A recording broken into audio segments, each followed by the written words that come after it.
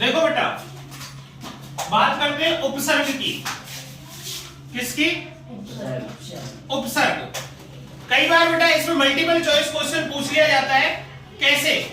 अभी आपके लिए मैंने एक दिन पेपर में दिया था, आपके पास किसी के पास हिंदी का पेपर है तो निकाल लेना।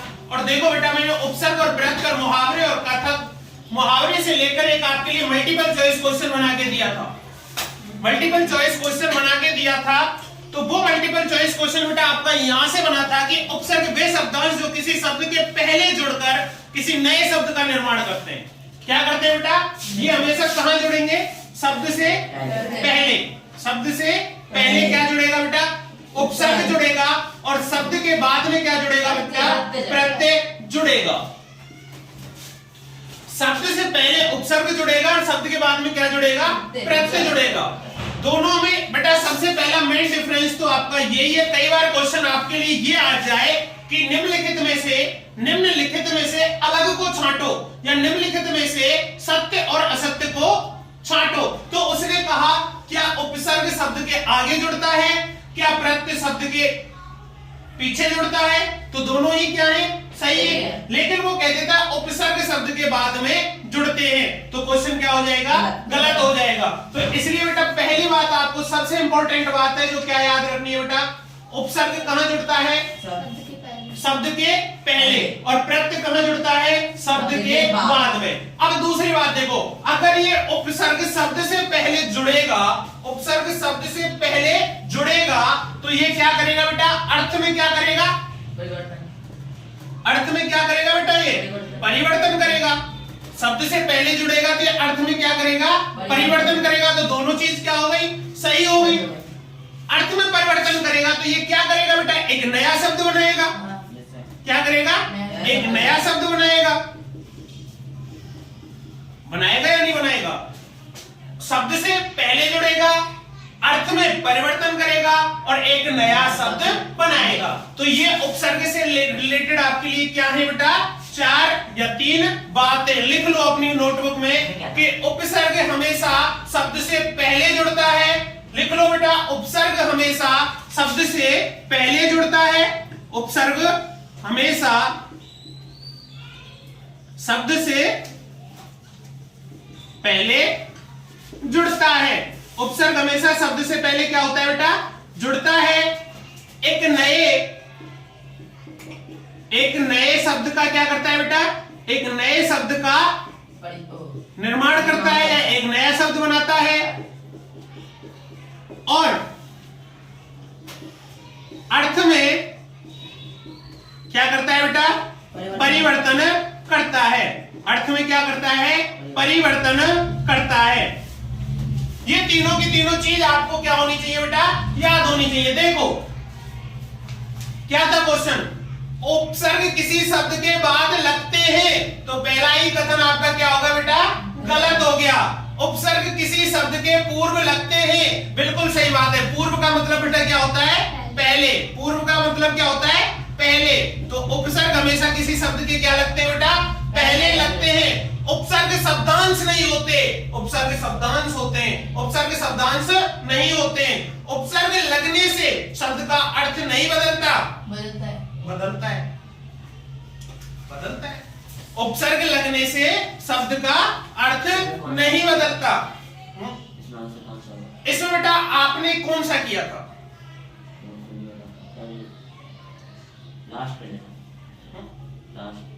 हाँ, तो ये गलत था। इसमें बेटा क्या था? गलत था। देखो वे शब्दांश यानी कि उपसर्ग, ये भी याद लिख लो बेटा। उपसर्ग क्या होते हैं? उपसर्ग शब्दांश होते हैं। उपसर्ग क्या होते हैं बेटा? शब्दांश होते हैं। उपसर्ग क्या होते हैं? शब्दांश होते हैं। उपसर्ग क्या होते हैं बेटा? उपसर्ग शब्दांश होते हैं। असत्य पूछा था। हाँ बेटा, इसमें असत्य पूछा था, लेकिन इसमें सत्य वाला लगा देते आप। जो इनमें बिल्कुल डिफरेंस था वो ही लगा देते आप।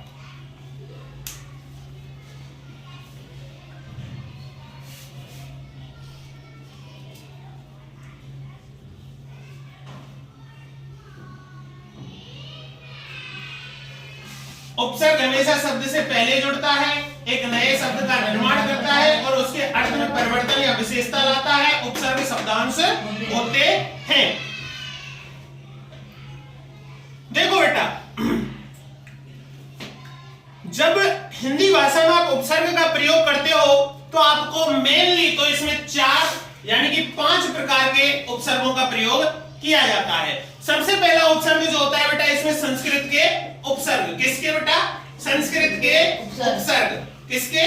संस्कृत के। दूसरा जो होता है वो किसके होंगे बेटा? आपके दूसरे हैं इसके आपके हिंदी के उपसर्ग। किसके बेटा? हिंदी के उपसर्ग।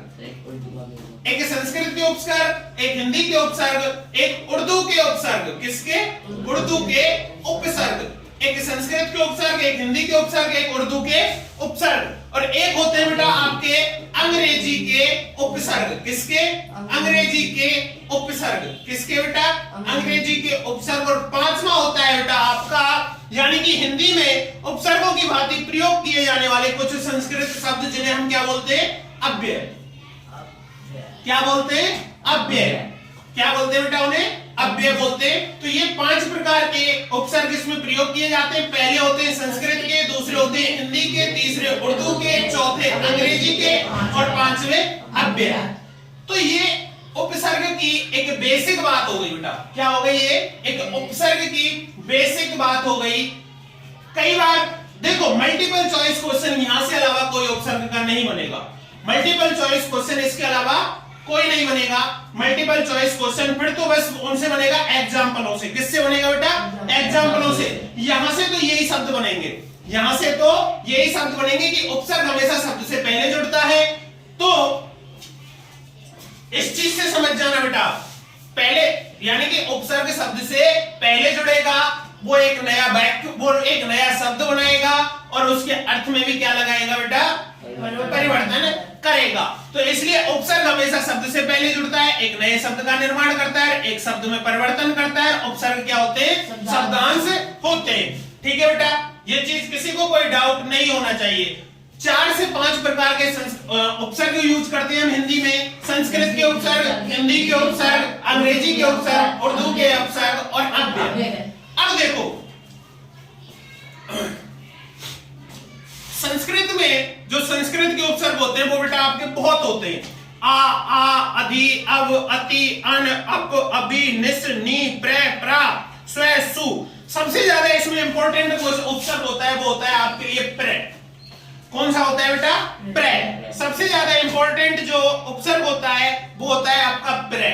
प्र से बहुत बार क्वेश्चन पूछे जाते हैं। प्र से बहुत बार क्वेश्चन पूछे जाते हैं 8th क्लास के अंदर, या फिर आ से, या तो बिल्कुल छोटे से पूछेगा या बिल्कुल बड़े से पूछेगा। तो प्र, प्र का मतलब क्या होता है बेटा? आगे या अधिक। प्र का मतलब क्या होता है? आगे या अधिक। तो प्र से हम बना सकते हैं प्रगति, प्रतिदिन बना सकते हो बेटा। बनाने को कोई बड़ी बात नहीं है, यानी कि दिन लगाने की जरूरत नहीं है, केवल क्या बना के छोड़ दो? प्रति। दिन लगाने की कोई जरूरत नहीं है, प्रति लगा के छोड़ दो। दूसरा प्रबल बना सकते हो आप। प्रारंभ, प्रा से हो गया प्रारंभ। प्रबंध बना सकते हो, प्रबंध, प्र आना चाहिए बेटा आपका। आप बहुत सारे शब्द बना सकते हो, प्रगति, प्रबल, प्रविधि, ऐसे आप बहुत सारे बना सकते हो। और 2 शब्द पूछता है, 2 शब्द पूछता है। या तो बेटा आपसे क्वेश्चन ऐसे पूछेगा कि प्र से प्र उपसर्ग से 2 शब्द बनाइए, या फिर ऐसे पूछेगा कि प्रगति या प्रबल में कौन सा उपसर्ग है, प्रगति या प्रबल में कौन सा उपसर्ग है। अब बच्चे क्या करते हैं कि उपसर्ग में कंफ्यूज हो जाते हैं। उपसर्ग में क्या हो जाते हैं बेटा? कंफ्यूज हो जाते हैं कि उपसर्ग शब्द से पहले लगेगा या उपसर्ग शब्द के बाद में लगेगा। तो बच्चे क्या हो जाते हैं? कंफ्यूज हो जाते हैं। और बहुत से बच्चे पेपर वाला देगा, प्र भी देगा ऑप्शन में और अति भी देगा, प्र भी देगा, अति भी देगा, आ भी देगा और ई भी देगा। प्र भी देगा, अति भी देगा, आ भी देगा, ई भी देगा। कोई तो अति लगाएगा, कोई ई लगाएगा, कोई आ लगाएगा। प्र तो केवल वही लगाएगा जिसने पढ़ा होगा। प्रे तो केवल वही लगाएगा जिसने पढ़ा होगा। तो इसलिए मेरे बेटा याद कर लो कि उपसर्ग हमेशा कहां लगेगा? शब्द से पहले। उपसर्ग हमेशा कहां लगेगा? शब्द से पहले। तो कोई दिक्कत? No sir. कहीं से भी क्वेश्चन आ जाए, उपसर्ग का कैसा भी क्वेश्चन आ जाए, उपसर्ग का कैसा भी क्वेश्चन आ जाए, कुछ भी नहीं आता है तो केवल एक चीज तो आती है आप पर कि उपसर्ग शब्द से कहां लगता है? पहले लगता है। वाक्य बना, शब्द बनाया ना बेटा, शब्द बनाया ना, जैसा उल्टा सीधा जैसा भी बनता है वैसा बनाया ना। नंबर आपको जहां तक कोई बहुत कम चांस होते हैं कि आपके उसके उपसर्ग और प्रत्यय के क्वेश्चन अगर गलत हो। क्यों? बस एक अर्थपूर्ण शब्द बनना चाहिए। क्या बनना चाहिए? एक अर्थपूर्ण शब्द बनना चाहिए। अब जैसे इसने कहा कि सर प्रबंध, प्रबंध क्यों नहीं बनेगा? प्रबंध का एक अर्थ है, प्रबंध का क्या है? एक अर्थ है। प्रगति क्यों नहीं बनेगा? प्रगति का एक अर्थ है। प्रबल क्यों नहीं बनेगा? प्रबल का एक अर्थ है। तो एक अर्थपूर्ण अगर आपने शब्द बना दिया तो आपका वो क्या हो जाएगा बेटा? सही हो जाएगा। जैसे आप आ से ही बात कर लो। अब आ से आप कितने बना सकते हो? अनार बना दो, अधर्म बना दो, अनगिनत बना दो, असंख्य बना दो, अभाव बना दो, अर्थ बना दो, मन। अब ऐसे शब्द कम बनाओ जो खुद डाउट पैदा करें। अरे सीधे सीधे बनाओ ना। जैसे इसने कहा अनार बनाओ, अर्थ बनाओ। अर्थ, अब अर्थ क्यों बनाए? आ से और नहीं बना सकता है। अधर्म बना दे, असंख्य बना दे, अनगिनत बना दे, अल्प बना दे, अभाव बना दे। कितने शब्द है? अब आ से पूछा, आ बड़े आ से पूछा, सत्य बना दो। बड़े आ से पूछा, बड़े आ से आप कुछ भी बना दो। आकर्षक बना दो, आजीवन बना दो, आजन्म बना दो, आकार बना दो, आकृति बना दो। अब कितने भी शब्द बना सकते हो आप बेटा। तो प्रत उपसर्ग से तो इसी तरीके के क्वेश्चन बनते हैं। उसमें कई बार अगर पेपर हार्ड बनाए तो केवल उसमें यह पूछ सकता है कि निम्नलिखित में से कौन सा संस्कृत का उपसर्ग है, निम्नलिखित में से कौन सा हिंदी का उपसर्ग है, या निम्नलिखित में से कौन सा संस्कृत का उपसर्ग है, या निम्नलिखित में से कौन सा अंग्रेजी का उपसर्ग है। अगर बहुत पैटर्न हाई बनेगा तब। ठीक है बेटा। तो देखो स्व, स्व से क्या बनेगा? स्व, स्व से क्या बन जाएगा? स्वदेश बन जाएगा, स्वदेश बन जाएगा। ऐसे आप बहुत सारे बना सकते हो बेटा। स्वराज्य बन जाएगा, स्वतंत्र बन जाएगा, स्वामी बन जाएगा। आप बहुत सारे बना सकते हो। ठीक है। तो स्वभाव बन जाएगा। आप बहुत, यानी कि आपको क्या करना है? एक अर्थपूर्ण क्या बनाना है बेटा? शब्द बनाना है। एक अर्थपूर्ण क्या बनाना है? शब्द बनाना है। देख लो बेटा, आगे का काम तो आपका है पढ़ने का। उस चीज को पढ़ने का काम तो आपका है कि आपको कैसे याद करना है। लेकिन जो क्वेश्चन बनते हैं वो क्वेश्चन मैंने आपके लिए बता दिए कि उपसर्ग से ऐसे ही क्वेश्चन बनेंगे अगर ज्यादा लेवल का होगा, जो मैंने आपको पेपर में दिए थे। या जैसे भी कि उपसर्ग हमेशा शब्द से पहले जुड़ता है, एक नए शब्द का निर्माण करता है और अर्थ में परिवर्तन करता है। एक शब्दांश होते हैं। और या फिर इस तरीके से बनेगा कि इसमें कौन सा उपसर्ग है, उपसर्ग, इस उपसर्ग से दो शब्द बनाओ।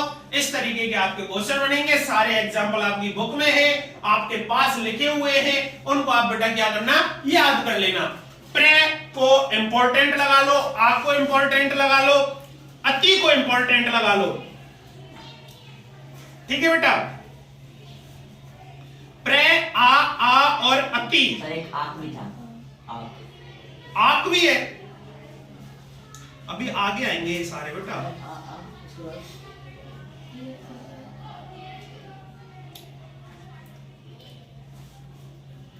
ठीक है बेटा।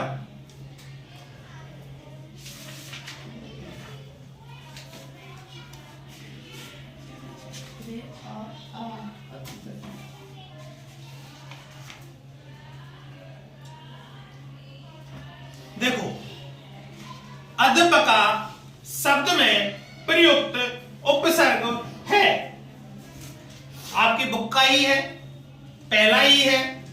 कौन सा है? हिंदी का उपसर्ग है। और अध्यापका में कौन सा उपसर्ग है बेटा? अध।